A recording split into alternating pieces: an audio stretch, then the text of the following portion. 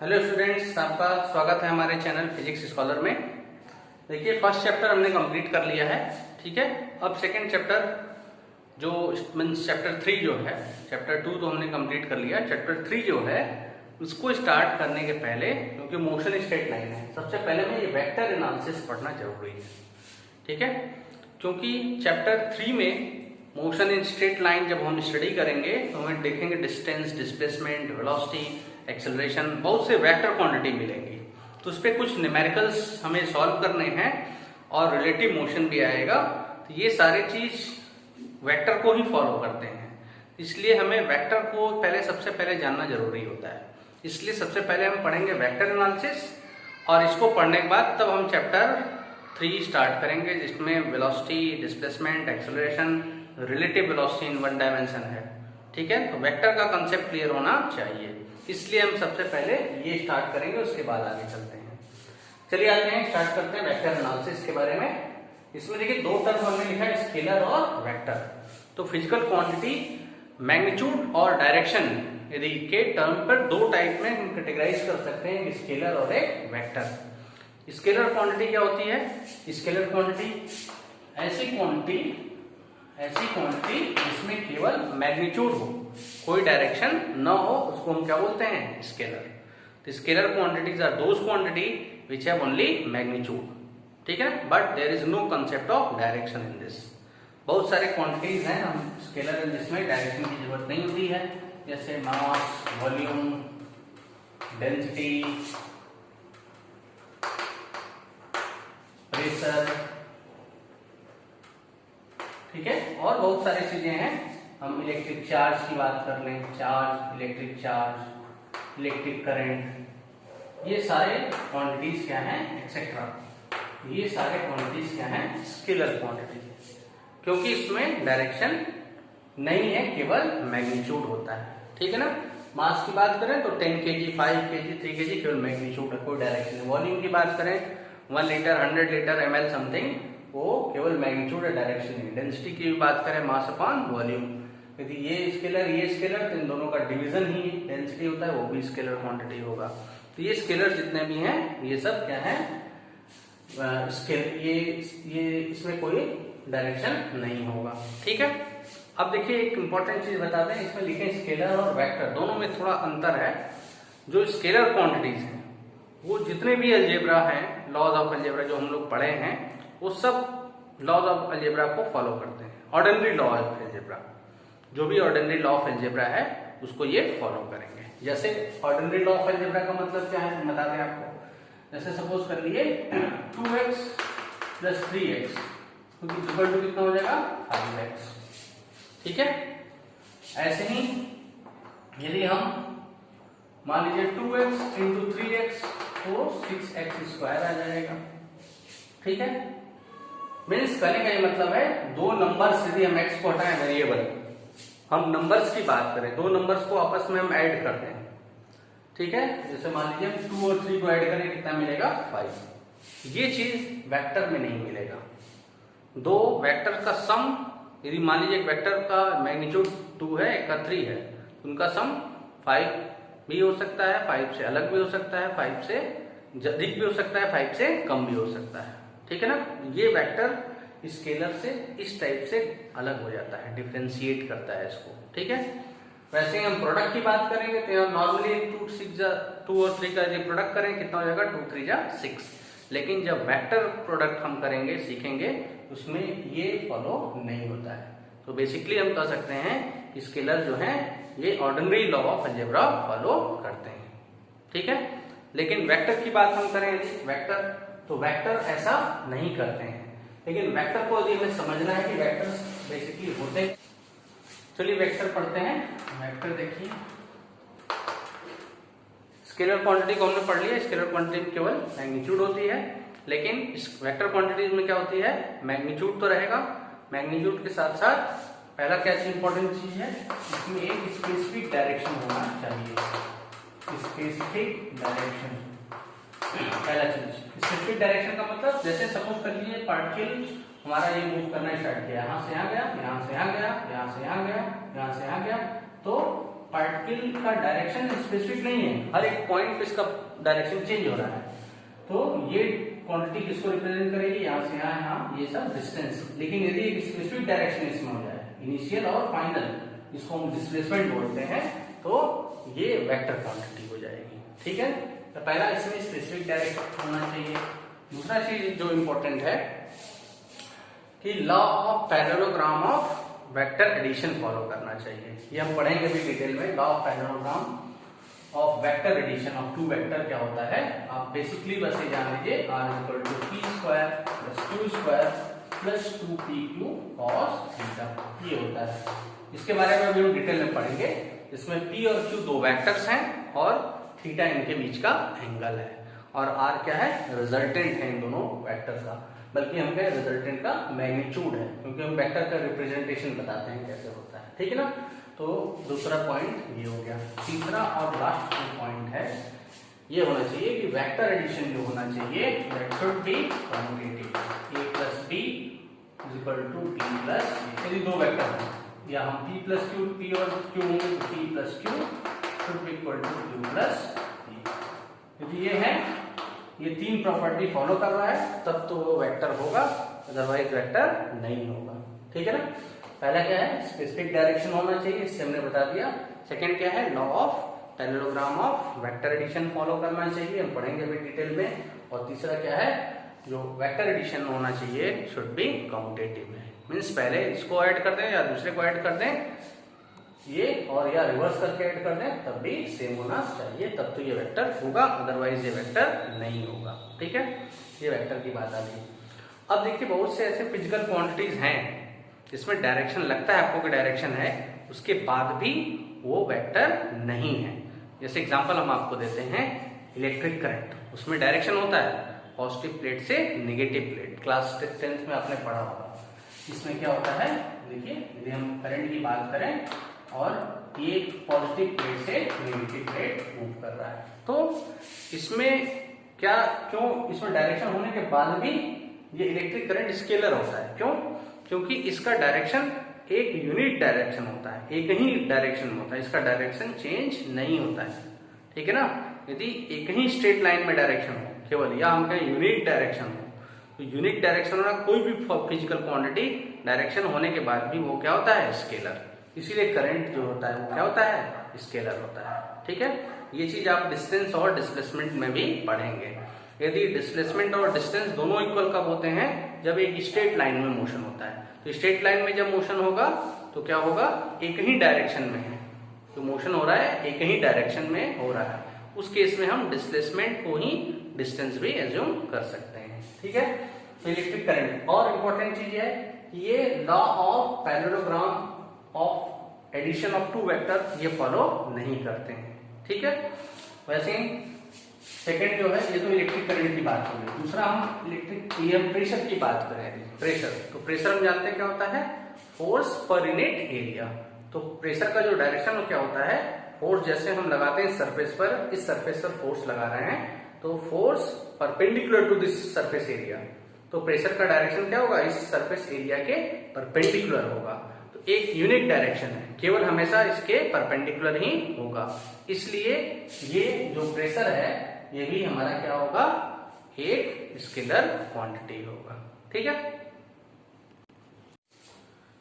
चलिए वेक्टर के बारे में हमने पढ़ लिया। अब आगे हम पढ़ते हैं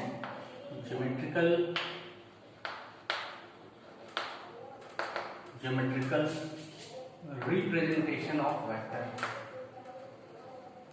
representation of vector, geometrical representation of vector.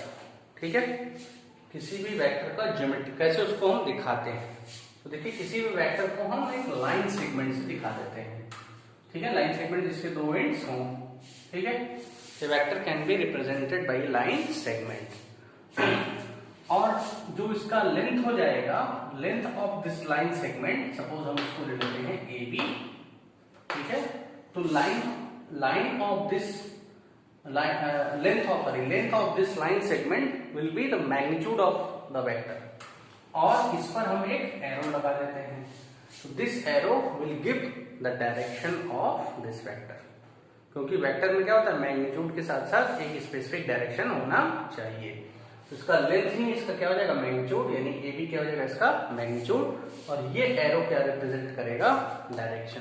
तो ये क्या हो बन गया हमारा वेक्टर हो गया। तो कैसे रिप्रेजेंट करते हैं इस वेक्टर को, हम इस वेक्टर को रिप्रेजेंट करते हैं ए बी से, लेकिन ध्यान रखिएगा इसको हम बी ए से भी रिप्रेजेंट कर सकते हैं, ठीक है ना। लेकिन अंतर क्या होगा, क्या दोनों सेम है, नहीं, दोनों अंतर है। दोनों में क्या अंतर है, ए बी का मतलब ए टू बी, मैग्नीट्यूड तो दोनों का सेम होगा, लेकिन ए बी का क्या मतलब होगा, starting from A and in towards B, means A से बी की तरफ जा रहा है। जब इसका हम इसको क्या लिखेंगे, ए बी वेक्टर, ठीक है। और जब बी ए, इसके ऊपर एरो का मतलब वेक्टर हो गया, तो बी ए वेक्टर का मतलब बी से कहां चल रहा है, ए की तरफ जा रहा है। ए से बी मतलब ए बी वेक्टर ऐसे, और बी ए वेक्टर का मतलब ऐसे चल रहा है। तो दोनों अलग अलग हैं डायरेक्शन में, लेकिन दोनों मैग्नीट्यूड में क्या है, सेम है। तो किसी भी वेक्टर को हम उस वेक्टर का जो भी नेम देकर उसके ऊपर एरो लगा देते हैं। यदि एरो नहीं लगाए हैं इसका मतलब वो क्या है, मैग्नीट्यूड है, या हम एरो के बाद हम ऐसे लगा दिए इसका मतलब केवल मैग्नीट्यूड की बात हो रही है। तो मैग्नीट्यूड को ऐसे भी लिख सकते हैं और मैग्नीट्यूड को हम ऐसे भी लिख सकते हैं। चाहे इसके मैग्नीट्यूड को लिखना होगा तो हम क्या लिखेंगे, b इंटू ए लिख देंगे। तो ये केवल स्केलर क्वांटिटी हो जाएगा, ए बी और बी ए यहाँ पर दोनों सेम हो जाएंगे, क्योंकि हमने बताया था स्केलर जो है वो जो ऑर्डिनरी लॉ ऑफ अलजेब्रा उसको फॉलो करते हैं, मतलब ए इंटू बी काउंटेटिव होंगे, A into B will be equal to B into A. जैसे दो नंबर ले लें 2 और 4, 2 into 4 will be equal to 4 into 8, ठीक है। तो ये दोनों यहाँ पर सेम होंगे, लेकिन यहाँ पर यदि हम इसका हम मैग्नीट्यूड ये मॉड हटा लेते हैं तो पूछा जाए कि यार क्या ये दोनों वेक्टर सेम है, तो both vectors are not equal because they are differ in direction, ठीक है। एक चीज और देखें, यदि हम b is equal to A ले लें तो इसको हम क्या लिख सकते हैं, either we can write vector A A और वेक्टर बी बी। इसका मतलब क्या है, ये एक ऐसा वेक्टर है, जैसे देखिए ए बी वेक्टर हम लिखे, इसका मतलब इसका मैग्नीट्यूड क्या होगा, ए और बी के बीच का डिस्टेंस। बी और ए लिख दिए वेक्टर, इसका मतलब बी और ए के बीच का डिस्टेंस। लेकिन यदि हम इसको ए लिख दिए तो ए और ए के बीच का डिस्टेंस क्या होगा, 0, दोनों एक ही पॉइंट पर है। बी और बी के बीच का डिस्टेंस कितना होगा, 0। तो ऐसे वेक्टर को हम बोलते हैं नल वेक्टर या जीरो वेक्टर, नल और जीरो वेक्टर, ये हम लोग आगे पढ़ेंगे डिटेल में, ठीक है। तो इस तरीके से हम रिप्रेजेंटेशन करते हैं। जैसे जैसे इसका लेंथ बढ़ेगा वेक्टर का, इसका मैग्नीट्यूड भी क्या होगा, बढ़ता चला जाएगा। और कुछ डायरेक्शंस वाले प्रॉब्लम को हम सॉल्व करने के लिए हम ये डायरेक्शन ले लेते हैं, इधर ईस्ट, ठीक है, इधर वेस्ट, ऊपर नॉर्थ और ये साउथ, ठीक है। तो डायरेक्शन वाले क्वांटिटी को हम मेजरमेंट करने के लिए, जब न्यूमेरिकल सॉल्व करने के लिए इस तरीके से हम ले लेते हैं, ईस्ट वेस्ट नॉर्थ साउथ, और इस पर कुछ प्रॉब्लम्स हम करेंगे डायरेक्शन के, ठीक है। तो ये पहला हो गया ज्योमेट्रिकल रिप्रेजेंटेशन ऑफ वेक्टर, ठीक है। अगला हम लोग पढ़ते हैं, इसको हम वेक्टर का रिप्रेजेंट तो कर दिए, एक होता है हेड टेल रिप्रेजेंटेशन, वेक्टर का हेड टेल रिप्रेजेंटेशन, या इसको हम बोलते हैं टेल टिप रिप्रेजेंटेशन और हेड टेल रिप्रेजेंटेशन। इसको हम मिलाते हैं हेड टेल रिप्रेजेंटेशन या टेल टिप रिप्रेजेंटेशन, ये इंपॉर्टेंट है आगे पढ़ने के लिए, ठीक है। देखिए हेड टेल रिप्रेजेंटेशन में क्या करते हैं, हम एक वेक्टर ऐसे बना लेते हैं, ठीक है, ये हम एरो दिखा दिए, मींस इसका डायरेक्शन इधर से इधर है। तो इस पोर्शन को हम बोलते हैं टेल ऑफ वेक्टर, और जहां पर ये एरो लगा हुआ है उसको हम बोलते हैं हेड और टिप ऑफ दिस वेक्टर, ठीक है। तो ये रिप्रेजेंटेशन हो गया, टेल हो गया, और ये जो एरो जहां लगा है ये हेड और टिप हो गया। इसी को हेड टेल रिप्रेजेंटेशन या टेल टिप रिप्रेजेंटेशन भी हम कहते हैं, ठीक है। ये टेल टिप रिप्रेजेंटेशन या हेड टेल रिप्रेजेंटेशन यही कहलाता है, ठीक है। चलिए ये हम लोग सीख गए। इसका फिर हम यूज करेंगे, ध्यान रखिएगा, ठीक है। आगे अब हम आते हैं translation of vector. Translation of vector, देखिए ट्रांसलेशन ऑफ वेक्टर क्या बताता है। ट्रांसलेशन ऑफ वेक्टर का ये मीनिंग है, यदि किसी भी वेक्टर को हम इसको उसी प्लेन में, जिस प्लेन में ये है, उसी वेक्टर के पैरेलल यदि इसको हम स्लाइड करा दें तो इस वेक्टर की वैल्यू चेंज नहीं होती है, ठीक है ना। If we slided vector, any vector in given plane to its parallel, उसी वेक्टर को उसी वेक्टर के पैरेलल हम स्लाइड करा दें थोड़ा, तो इस वेक्टर की वैल्यू चेंज नहीं होती है। जैसे एग्जांपल देखिए, हम एक वेक्टर हमारे पास सपोज कर लिए ये है ए, ठीक है। इसी वेक्टर को इसी प्लेन में जिसमें हमने लिखा है, जैसे बोर्ड प्लेन है, इसको इसके पैरेलल यदि हम स्लाइड करा दें, आइदर लेफ्ट और राइट, सपोज कर लिया इसको हमने ये ऐसे स्लाइड करा दिया, तो जो वेक्टर यहाँ पर रहेगा वही वेक्टर ये भी रहेगा, लेकिन ये इसको हम इसी के पैरेलल स्लाइड करा देंगे तो ये चेंज नहीं होगा। इसका हम लोग यूज करेंगे आगे वेक्टर एडिशन में, ठीक है। तो फिर से सुनिए, ट्रांसलेशन ऑफ वेक्टर क्या होता है कि किसी भी वेक्टर को उसी प्लेन में स्लाइड करा दिया जाए पैरेलल, उसी वेक्टर को पैरेलल स्लाइड कराने पर वेक्टर की वैल्यू चेंज नहीं होती है, इसी को हम बोलते हैं ट्रांसलेशन ऑफ वेक्टर, ठीक है। चलिए अगला हम आते हैं रोटेशन ऑफ वेक्टर। अगला हम बात करते हैं रोटेशन ऑफ वेक्टर। देखिए रोटेशन ऑफ वेक्टर का क्या मतलब है, यदि कोई भी वेक्टर है, सपोज कर लिया हमने ये हमारा एक वेक्टर है, इस वेक्टर को यदि रोटेशन कराया है, रोटेशन कराएंगे मीन्स ये पॉइंट है, इस पॉइंट के चारों तरफ रोटेशन यदि हम करा रहे हैं, मीन्स इसको हम कैसे रोटेट करा सकते हैं, ऐसे। तो टोटल कितना एंगल मूव करेगा ये 360 या 2 पाई एंगल। तो सपोज कर लेते हैं ये वेक्टर को रोटेट कराने पर यहां से कहां आ गया, यहां पर आ गया, ये एंगल सपोज कर लेते हैं कितना है, थीटा, ठीक है। तो ये वेक्टर, ये एंगल थीटा है, तो ये पूरा एंगल कितना हो जाएगा हमारा 2 पाई माइनस थीटा। हम बताए थे कि रेडियन में वेक्टर का 360 को किसमें लिखेंगे, 2 पाई में, तो पूरे की वैल्यू कितनी होगी 2 पाई, इसकी वैल्यू थीटा, इसकी कितनी हो जाएगी 2 पाई माइनस थीटा, ठीक है। तो देखिए यदि कोई वेक्टर यहां पर है, इस पोजीशन पर है, ये इसको हम रोटेट करा दिए यहां से यहां ऐसे, तो क्या वेक्टर यहां से थीटा एंगल चेंज होने के बाद सेम होगा या डिफरेंट होगा, तो आंसर क्या होना चाहिए, डिफरेंट होगा। क्यों, मैग्नीट्यूड तो सेम रहेगा लेकिन इसका डायरेक्शन क्या हो गया, चेंज हो गया, पहले इधर डायरेक्शन था, डायरेक्शन इधर हो गया। लेकिन जब इस वेक्टर को हम कितना मूव करा दें 2 पाई या 360, तो इसका ये वेक्टर चेंज नहीं होता है, ना मैग्नीट्यूड में ना डायरेक्शन में। तो किसी भी वेक्टर को 2 पाई एंगल यदि मूव करा दिया जाए तो वेक्टर चेंज नहीं होता है, 2 पाई एंगल के अलावा किसी भी एंगल पर उसकी वैल्यू क्या हो जाएगी, चेंज हो जाएगी, ठीक है। चलिए पढ़ते हैं कुछ डेफिनेशंस वेक्टर अलजेब्रा में, ठीक है। सम डेफिनेशंस इन वेक्टर अलजेब्रा। देखिए हमने यहाँ लिस्ट एक बना दिया है, सबको हम लोग डिटेल में पढ़ेंगे, ठीक है। पहला है पैरेलल वेक्टर्स, दूसरा इक्वल वेक्टर्स, तीसरा एंटी पैरेलल वेक्टर, चौथा है नेगेटिव वेक्टर, नल और zero vector, unequal vector, collinear vector, coplanar vector, non coplanar vector, orthogonal vector, axial vector, polar vector, modulus of vector, unit vector, position vector and last displacement vector. ये सब के बारे में हम detail में पढ़ेंगे एक एक करके, ठीक है।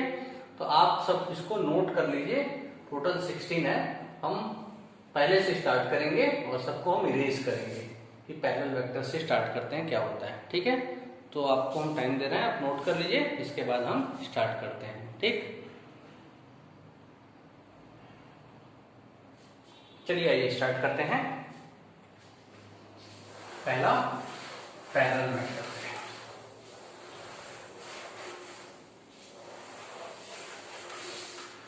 तो पहला वेक्टर जो है पैरेलल वेक्टर। पैरेलल वेक्टर किसको कहते हैं? ठीक है, देखिए दो ऐसे वेक्टर वो पैरेलल कब कहलाते हैं? जब जैसे हम फिगर बना लेते हैं, एक वेक्टर हमारा ए है और एक वेक्टर हमारा है बी। चाहे हम ऐसे बना दें, चाहे दूसरे वेक्टर बी को हम ऐसे बना दें। तो दो पैरेलल वेक्टर्स क्या होंगे?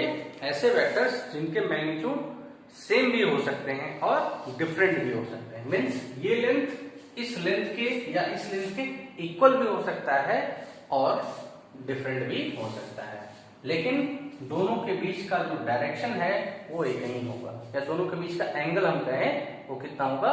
0 होगा। Because this two lines A और बी, ए एंड बी, और this A and B will be parallel to each other. हम जानते हैं दो पैरेलल लाइन के बीच में एंगल कितना होता है? 0। तो इन दोनों लाइन्स के बीच में एंगल कितना होगा? 0। चाहे इन दोनों लाइन के बीच में एंगल कितना होगा? 0।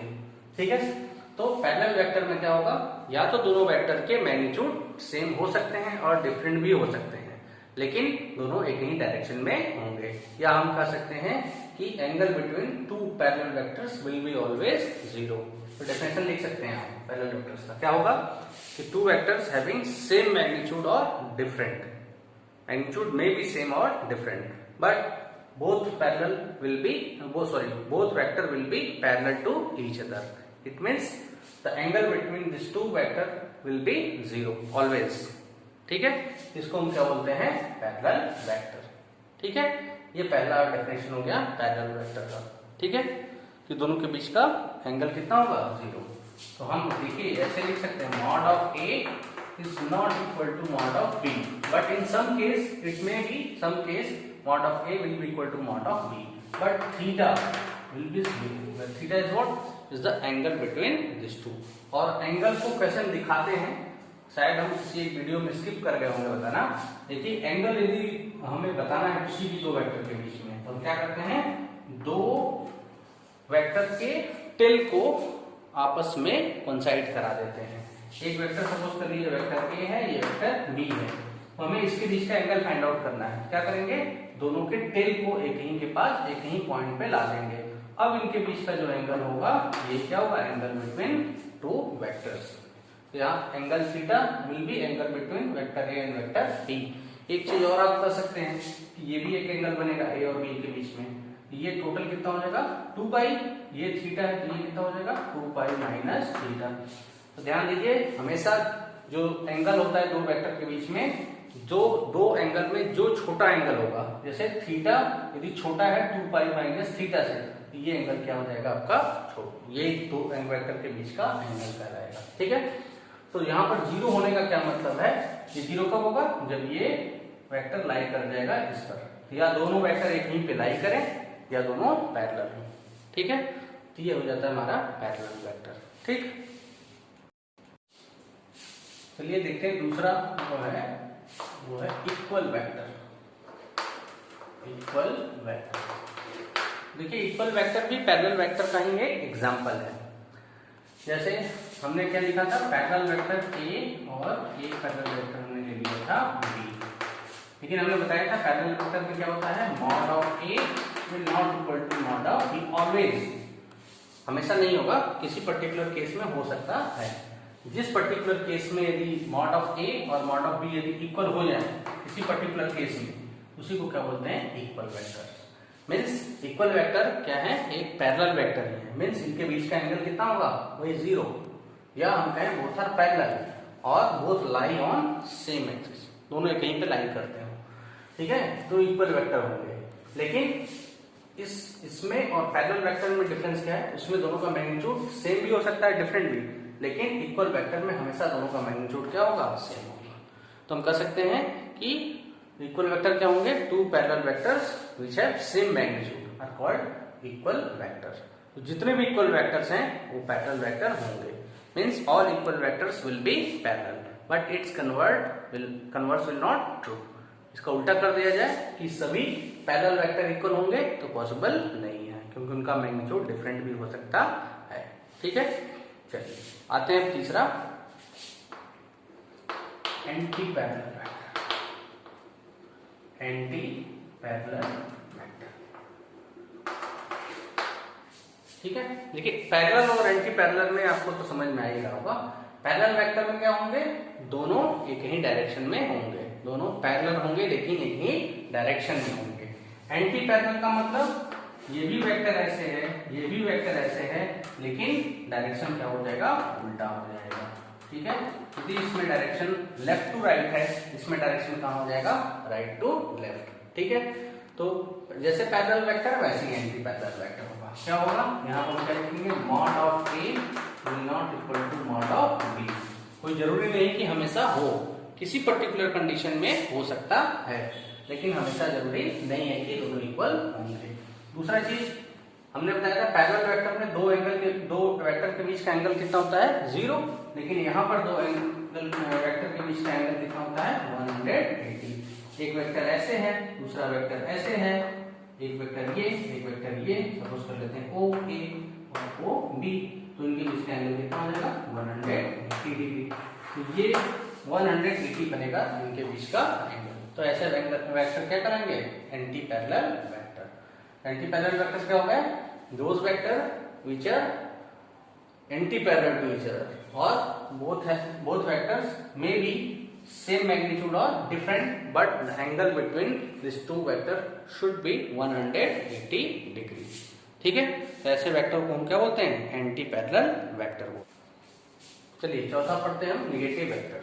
देखिए निगेटिव वेक्टर क्या होता है, जैसे हमारे पास एक वेक्टर है ए, ठीक है, इसका डायरेक्शन ये है, यदि इसके डायरेक्शन को हम चेंज कर दें, ठीक है, इस तरीके से, ये क्या हो जाएगा, इसका साइन माइनस हो जाएगा।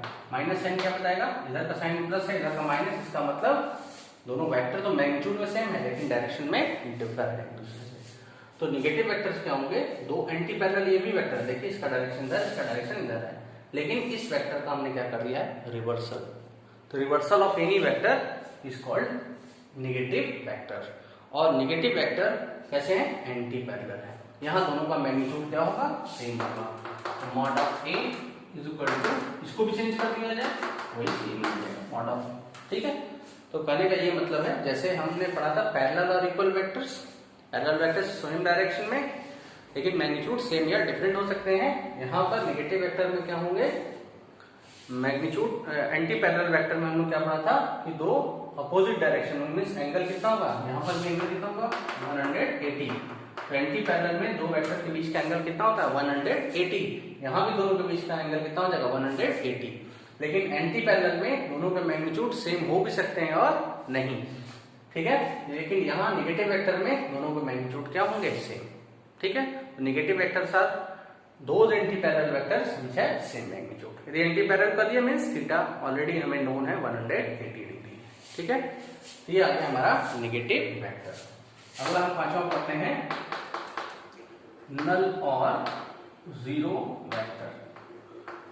नल और जीरो वेक्टर, देखिए नल वेक्टर या जीरो वेक्टर का मतलब क्या होता है, ऐसा वेक्टर जिसका मैग्नीट्यूड कितना हो, 0।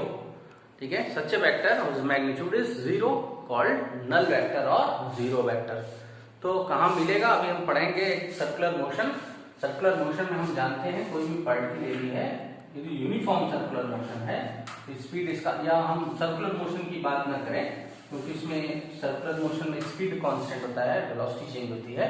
हम यदि यूनिफॉर्म मोशन की बात करें, कोई भी पार्टिकल यूनिफॉर्म मोशन कर रहा है मीन्स उसके वेलोसिटी क्या है, कांस्टेंट है। यदि वेलोसिटी कांस्टेंट है किसी भी पार्टिकल का, वेलोसिटी कांस्टेंट, इसका मतलब उसका एक्सेलरेशन कितना होगा, 0। क्यों, क्योंकि एक्सेलरेशन क्या होता है, rate of change of velocity, but velocity constant है तो चेंज इन वेलोसिटी कितनी हो जाएगी, 0। So acceleration will be 0। But here we can see that left hand side of this equation is a vector but right hand side is a scalar quantity. तो ऐसा possible नहीं है, this should be a vector, it means this will be a zero और null vector. ठीक है, तो ये concept समझ में आ गया, जीरो और नल वेक्टर का, जिसका मैग्नीट्यूड क्या हो जाए, 0, बट उसमें क्या होगा, डायरेक्शन होगा। ठीक है, चलिए अगला पढ़ते हैं अनइक्वल वेक्टर। अनइक्वल वेक्टर क्या होता है, ऐसा वेक्टर, दो या दो से अधिक वेक्टर जिसके मैग्नीट्यूड या तो मैग्नीट्यूड डिफरेंट हो या उनके बीच का जो डायरेक्शन है वो डिफरेंट हो या मैग्नीट्यूड और डायरेक्शन दोनों डिफरेंट। ठीक है, ऐसे वेक्टर को क्या बोलते हैं? Unequal vector. जैसे मान लेते हैं एक वेक्टर है, यहाँ पर एक वेक्टर है P, एक वेक्टर है Q। देखिए इन दोनों का यदि मानते हैं मैग्नीट्यूड सेम है, magnitude of mod of P equal to mod of Q, means magnitude of P equal to magnitude of Q, लेकिन दोनों एक ही डायरेक्शन नहीं है, दोनों थीटा एंगल पर है। ये इसका डायरेक्शन P का इधर है और Q का डायरेक्शन इधर है, ठीक है। तो दोनों सेम डायरेक्शन में नहीं है, तब भी अनइक्वल होंगे। या हम एक वेक्टर ऐसे ले लें, एक वेक्टर ऐसे ले लें। देखिए इसका मैग्नीट्यूड P, इसका मैग्नीट्यूड Q, ये मान लेते हैं, सॉरी ये वेक्टर ऐसे हो गया, ठीक है ना। तो इसमें देखें हम magnitude of P is not equal to magnitude of Q। देखिए बड़ा दिख रहा है कहीं, इसका मतलब इसका लेंथ ज्यादा है इससे, तो इसका मैग्नीट्यूड सेम नहीं है और डायरेक्शन भी डिफरेंट है, दोनों थीटा एंगल पर है, ठीक है। तो ऐसे वेक्टर को क्या बोलते हैं? Unequal vector. अनइक्वल वेक्टर्स क्या हो गए? Those vector which are different in magnitude और डिफरेंट इन डायरेक्शन और both different in magnitude as well as direction, called unequal vector, ठीक है। इसके बाद हम आते हैं सातवां, कोलिनियर वेक्टर। कोलिनियर वेक्टर, ठीक है। देखिए कोलिनियर वेक्टर क्या होते हैं? जैसे नेम से ही क्लियर है कि ऐसे वेक्टर जो कोलिनियर मींस एक कहीं लाइन में है, उसको बोलते हैं कोलिनियर वेक्टर। और एक कहीं लाइन और एक कहीं प्लेन में हो, जैसे ये वेक्टर A और ये vector B, both vector lie in same line as well as same plane.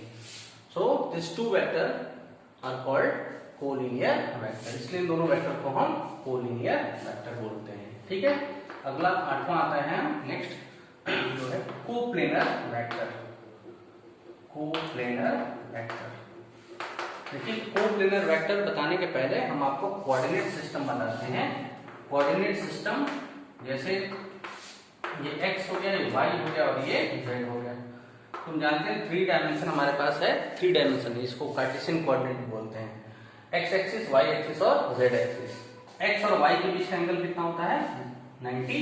y और z के बीच का एंगल कितना होता है? ये 90 और ये भी 90। एक्चुअली ये 3 डायमेंशनल पिक्चर है। तो इस प्लेन पर हम x y ले लेते हैं, z का डायरेक्शन कैसे होगा? ऐसे, ठीक है ना। तो z का जो डायरेक्शन होगा that will be always like this, perpendicular to this plane, इस टाइप से होगा, ठीक है। तो हर एक एक्सिस, दो एक्सिस के बीच का एंगल कितना होगा? 90 होगा। तो कोप्लेनर वेक्टर क्या होंगे?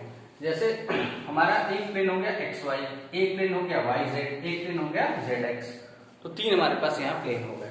तो हम ये लेते हैं यदि दो वेक्टर a और b, मान लेते हैं ये वेक्टर a है और ये वेक्टर हमारा है b।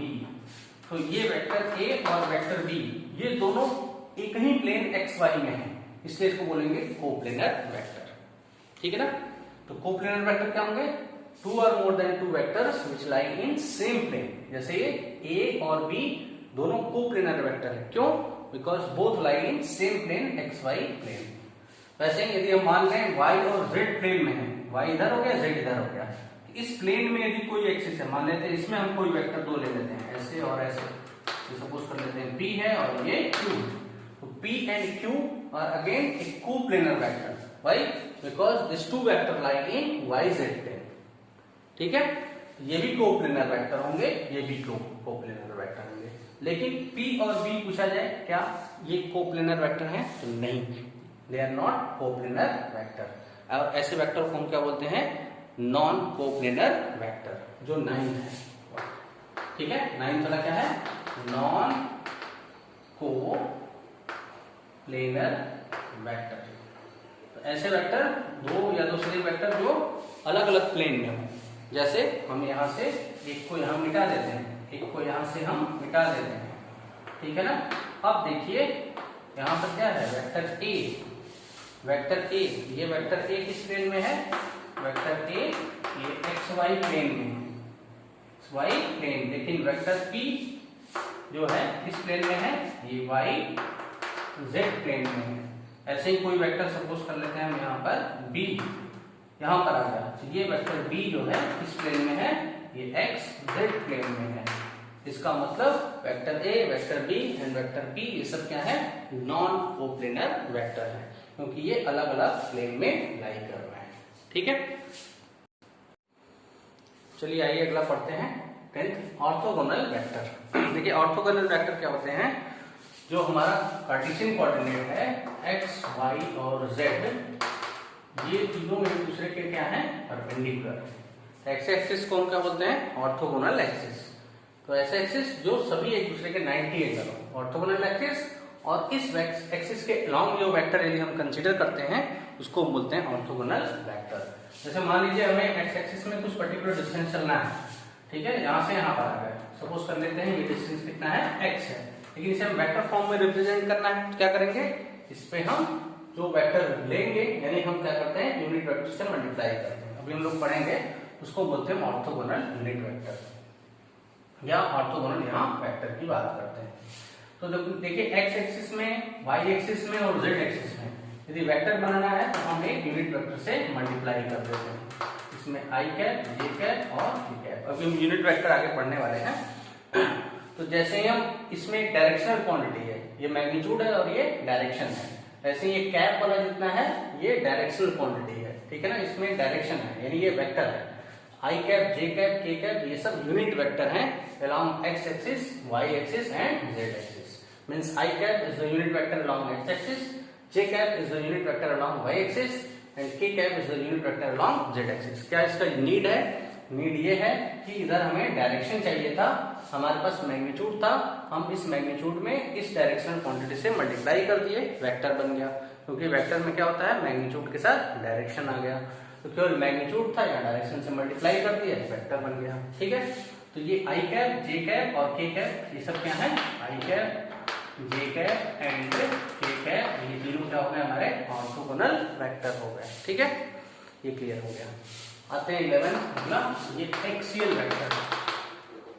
एक्सियल वेक्टर देखिए नाम से ही क्लियर है कि वेक्टर क्या लगा है, एक्सियल। तो ऐसे वेक्टर जो किसी एक्सिस पर हो उसको हम क्या बोलते हैं, एक्सियल वेक्टर।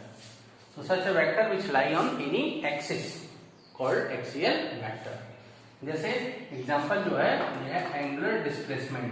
अभी हम लोग पढ़ेंगे इसको भी आगे चैप्टर में, एंगुलर डिस्प्लेसमेंट, ठीक है, angular velocity, angular velocity, angular acceleration, acceleration, ये सारे जो हैं ये क्या है, एक्सियल वेक्टर, क्योंकि किसी एक्सिस पर लाई करते हैं। दिखाते हैं ये कैसे। और इन सारे एक्सियल वेक्टर्स को, यानी ये जो एग्जांपल्स हैं इनको हम स्यूडो वेक्टर भी बोलते हैं। It is also called pseudo vector. This vector is also called pseudo vector. Reason बताते हैं अभी क्यों इसको स्यूडो वेक्टर कहा जाता है। चलिए सपोज करते हैं प्लेन हमारे पास है ये ऐसे, और इस प्लेन में कोई पार्टिकल सर्कुलर मोशन कर रहा है। सर्कुलर मोशन एक चैप्टर है, अभी हम लोग पढ़ेंगे डिटेल में। तो आइदर क्लॉकवाइज या एंटी क्लॉकवाइज इसका मोशन हो रहा है इस तरीके से, ठीक है। अब देखिए यदि ये मोशन कर रहा है तो ये किसी एक्सिस के अबाउट यदि मोशन कर रहा है, इसका मोशन जो है, motion of this particle about this axis, ठीक है। तो ये हमारा एक एक्सिस है, इसी एक्सिस के अबाउट ये मोशन कर रहा है, आइदर क्लॉकवाइज या एंटी क्लॉकवाइज। तो इसको हम क्या बोलते हैं, this is called axis of rotation. ये हम लोग रोटेशनल मोशन में पढ़ेंगे, तो इसमें एक चैप्टर है रोटेशनल मोशन, तो उसमें पढ़ेंगे रोटेशन, एक्सिस ऑफ रोटेशन। इस एक्सिस के अबाउट ये क्या कर रहा है, रोटेट कर रहा है, ठीक है।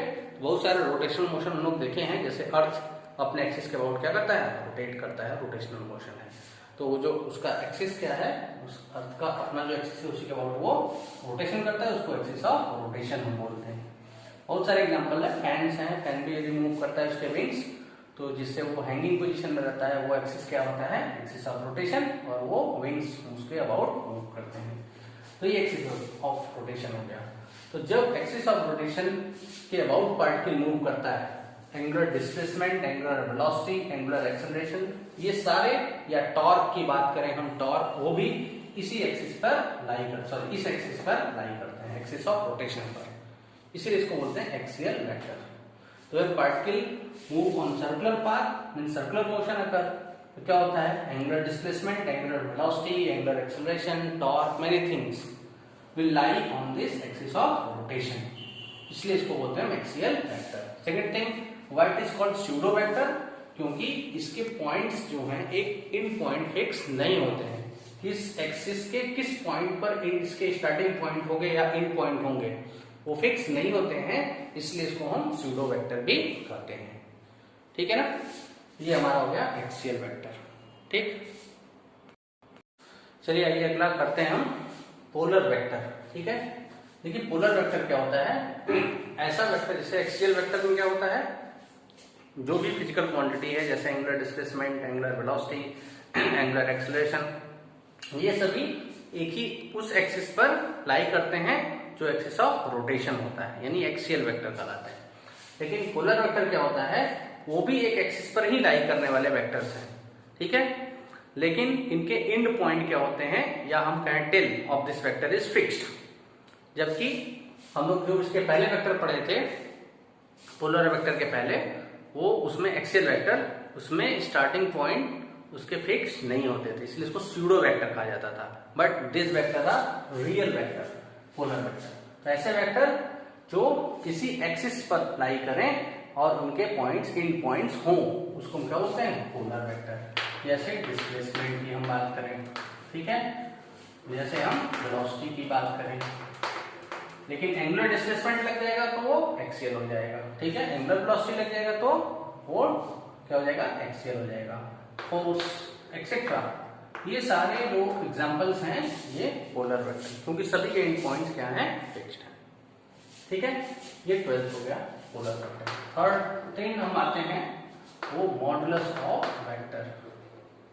मॉडुलस ऑफ वेक्टर, देखिए मॉडुलस ऑफ वेक्टर की यदि हम बात करें तो मॉडुलस ऑफ वेक्टर क्या होता है, magnitude of a vector is called modulus of vector. Modulus of vector, ठीक है, मैग्नीट्यूड ही किसी वेक्टर का क्या कराता है, मॉडुलस ऑफ वेक्टर। और किसी भी मैग्नीट्यूड को, जैसे हम मान लेते हैं फोर्स हमारे पास है F, ये केवल फोर्स हो गया। यदि मैग्नीट्यूड लेना हो तो क्या लगा देंगे, मॉड, या यदि इसके ऊपर से मैरो हटा दिए तब ये क्या हो गया, मैग्नीट्यूड ऑफ फोर्स। ठीक है, एग्जांपल एक लेते हैं, सपोज करते हैं एक पार्टिकल है वो मूव कर रहा है किसी भी डायरेक्शन में, टुवर्ड्स वेस्ट कर रहा है या ईस्ट कर रहा है, नॉर्थ साउथ कहीं भी। ठीक है, सपोज कर लेते हैं नॉर्थ साउथ में, नॉर्थ डायरेक्शन में पार्टिकल का मोशन हो रहा है, और पार्टिकल का स्पीड जो है सपोज कर लेते हैं 20 किलोमीटर पर आवर है towards north, towards north, north direction में ये मोशन कर रहा है। मीन्स इसका डायरेक्शन कैसे होगा, ऐसे होगा, हमने बताया था अभी, ईस्ट वेस्ट नॉर्थ साउथ। तो नॉर्थ डायरेक्शन में पार्टिकल ऐसे ऊपर की तरफ जा रहा है 20 किलोमीटर पर आवर स्पीड से। तो केवल यदि मॉडुलस इसका हम लें, इसका modulus of speed of particle, modulus of velocity, sorry modulus of velocity of this particle, तो कितना हो जाएगा, it will be 20 kilometre per hour. इसका डायरेक्शन हम हटा देंगे, डायरेक्शन क्या था, नॉर्थ था, यहाँ पर डायरेक्शन हमने हटा दिया, केवल क्या ले लिया, मॉडुलस। तो मॉडुलस में क्या करेंगे, ये टुवर्ड्स नॉर्थ में से डायरेक्शन वाली चीज होगी, डायरेक्शन, तो डायरेक्शन को हम हटा दें, केवल मैग्नीट्यूड ले लें, कितना है 20 किलोमीटर पर आवर, ये इसका क्या हो जाएगा, मॉडुलस हो जाएगा। ठीक है, ये हो गया मॉडुलस ऑफ वेक्टर। चलिए आते हैं अगला 14, वो हमारा क्या है, 14 इज यूनिट वेक्टर। 14 क्या है, यूनिट वेक्टर। देखिए यूनिट वेक्टर क्या होता है, ऐसा वेक्टर जिसका मैग्नीट्यूड कितना हो, 1, vector whose magnitude is 1, whose magnitude is either 1 or we can say unity or 1, इसी को हम क्या बोलते हैं, यूनिट वेक्टर। ठीक है, तो सपोज कर लेते हैं हमारे पास एक वेक्टर है जिसका मैग्नीट्यूड कितना है, यहाँ से यहाँ तक हम सपोज कर लेते हैं 10 यूनिट, 10 सपोज कर लेते हैं 10 मीटर। ठीक है, यूनिट हम ले लिए मीटर। अब इसका हम 10 इक्वल पार्ट्स कर देंगे, 1 2 3 4 5 6 7 8 9 और 10 कर दिए। यदि ये 10 इक्वल पार्ट्स में इसको हम डिवाइड कीजिए, जितना इसका मैग्नीट्यूड था, तो हर एक मैग्नीट्यूड की बात करें तो देखिए ये इसका डायरेक्शन ऐसे होगा, ये डायरेक्शन इधर होगा, डायरेक्शन ये होगा। यदि हम इसको 10 इक्वल पार्ट्स में डिवाइड कर दें तो हर इक्वल पार्ट्स जो होगा उसका मैग्नीट्यूड कितना हो जाएगा 1। लेकिन डायरेक्शन क्या होगा, सबका डायरेक्शन क्या होगा, उधर ही इधर जो रियल वेक्टर था उसका डायरेक्शन। सपोज कर लेते हैं इधर डायरेक्शन किधर है, ईस्ट की तरफ है, तो सबका डायरेक्शन ईस्ट की तरफ हो जाएगा। तो यदि 10 मीटर है, मान लीजिए इस वेक्टर का डायरेक्शन किधर है, towards east, towards east, towards east. तो यदि हम इसको 10 इक्वल पार्ट्स में डिवाइड कर देते हैं, इसका भी डायरेक्शन किधर हो जाएगा, टुवर्ड्स ईस्ट। तो यूनिट वेक्टर कितना हो जाएगा इसका, unit vector is equal to, ये पूरा क्या हो गया वेक्टर, क्यों, ये मैग्नीट्यूड और ये ईस्ट हो गया, मतलब डायरेक्शन मिल गया। तो क्या हो जाएगा 10 metre towards east divided by magnitude. इसका मैग्नीट्यूड कितना है 10 मीटर। तो कैंसिल आउट में कितना हो जाएगा 1, सॉरी ये मीटर नहीं 10 हो जाएगा, मैग्नीट्यूड डिवाइडेड कितना हो गया 10, कितना हो गया ये 1 मीटर टुवर्ड्स ईस्ट। कहने का क्या मतलब है कि यूनिट वेक्टर का मैग्नीट्यूड कितना हो गया 1, लेकिन इसमें डायरेक्शन अभी भी है, जो पहले डायरेक्शन था वही डायरेक्शन अभी भी है। तो ऐसा वेक्टर जिसमें मैग्नीट्यूड 1 हो लेकिन डायरेक्शन हो। तो जनरल लैंग्वेज में हम क्या लिखते हैं, यदि हम इसको डिस्प्लेसमेंट की बात करें, यदि हम ये डी ले लेते हैं तो यूनिट वेक्टर कितना हो जाएगा, यूनिट वेक्टर को हम दिखाते हैं कैप से। तो D cap is what, unit vector is equal to vector upon magnitude of vector, और we can write vector upon D. Arrow हटा दिए तो मैग्नीट्यूड हो गया, या एरो लगा के मॉड लगा दिए तो मैग्नीट्यूड हो गया। ठीक है, ये यूनिट वेक्टर हो गया। चलिए आइए अगला करते हैं पोजीशन वेक्टर। पोजीशन वेक्टर क्या होता है, vector which give the position of an object. एक ऐसा वेक्टर जो किसी ऑब्जेक्ट के पोजीशन को बताता है, लेकिन कहां से पोजीशन बताएगा, वो origin of A coordinate system. ठीक है, तो हमारे पास सपोज करिए कोऑर्डिनेट सिस्टम है, एक्स एक्सिस और ये वाई एक्सिस प्लेन, और इसके ओरिजिन से, ये इसका ओरिजिन हमने ओ सपोज कर लिया, इससे हम सपोज कर लेते हैं पॉइंट पी है।